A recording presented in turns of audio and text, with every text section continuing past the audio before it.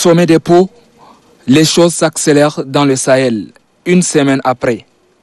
La ministre française des Armées Florence Parly et son collègue suédois Peter Hultqvist sont dans nos murs. Tête à tête ce lundi avec les autorités tchadiennes.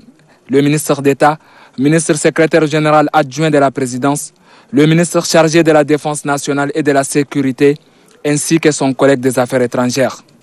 En toile de fond, la mise en œuvre des résolutions des Pau, principalement la stratégie d'une mise en place de la coalition internationale pour le Sahel, un véritable outil dans la lutte contre le terrorisme.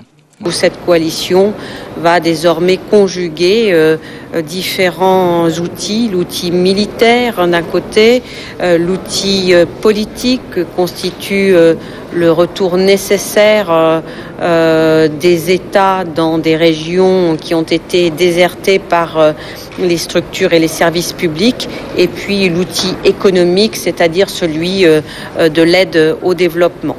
Donc nous avons évoqué tout cela et évoqué aussi l'engagement très fort pris par le président Déby d'engager un bataillon tchadien dans le Fuseau-Centre. Car en effet, cette coalition internationale, c'est un tournant parce qu'elle va concentrer ses efforts sur la région la plus critique en ce moment dans la lutte contre le terrorisme, qui est la région des 3 frontières, hein, avec un nouveau dispositif de commandement conjoint qui va associer le commandement de Barkhane, le commandement de la force conjointe du G5 Sahel et puis bien sûr les états-majors des armées sahéliennes. Le Tchad se trouve être toujours au devant de la scène lorsqu'il s'agit de la lutte contre le terrorisme.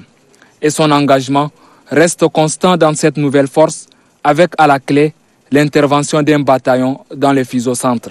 Le Fuseau-Est, c'est-à-dire le Niger, le Tchad, doit envoyer des éléments de leur fuseau au niveau du Fuseau-Centre. Ce qui fait que maintenant, il faut voir le contour, comme vous l'avez dit, comment nous pouvons envoyer du Niger et du Tchad des éléments du fuseau pour qu'une opération doit avoir lieu au niveau du Fuseau-Centre. Nous avons évoqué les détails techniques, comment nous pouvons, quelles sont en fait les conditions. Il y a quelques préalables, il faut aussi savoir, parce que les forces du G5 Sahel, les fuseaux ont été initialement prévus dans notre texte, c'est-à-dire le concept du G5 Sahel, que chaque fuseau doit s'occuper de sa frontière.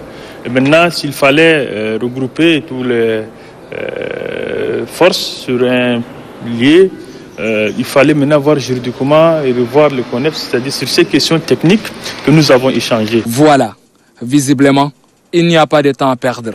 La rencontre des Pau paraît décisive.